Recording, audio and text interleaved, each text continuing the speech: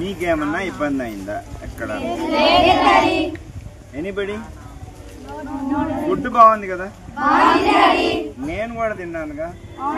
అక్షయ వాళ్ళు పెట్టింది, వాళ్ళు ఇస్కాన్ వాళ్ళు పెట్టింది, ఇస్కాన్ టెంపుల్ వాళ్ళు చేసి పెట్టింది, చాలా బాగుంది కదా. బిర్యానీ పెట్టారు కదా, సాంబార్ రైస్, పెరుగన్నం, ఓకేనా? సరే, పడుకోవడానికి ఎక్కడన్నా ఇబ్బంది అయిందా? అరే ఏంటంటే, అరే మన ఇంటికి గబక్కనే ఒక 25 మందో 50 మంది వచ్చి పడతారు అనుకో, ఇంట్లో సర్దుకొని పడుకుంటామా లేదా? మరి ఒక్కసారిగా వైజాగ్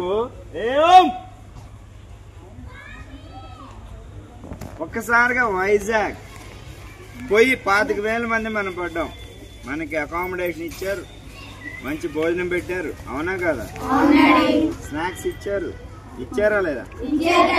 అరే కొంతమంది పిచ్చోళ్ళు ఏదేదో వైరల్ చేస్తున్నారు, ఇది అన్యాయం కదా? అవునా కాదా?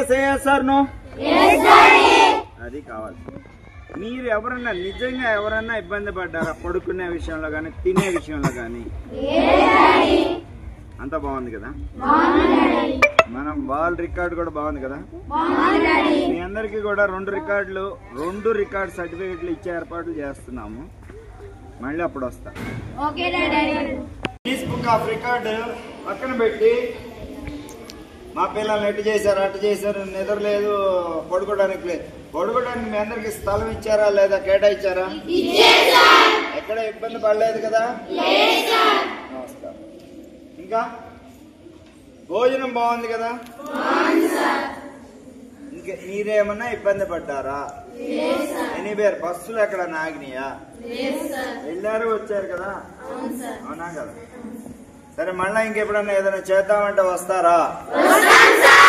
ఈసారి దింసా 10,000 మందితో వేద్దామా?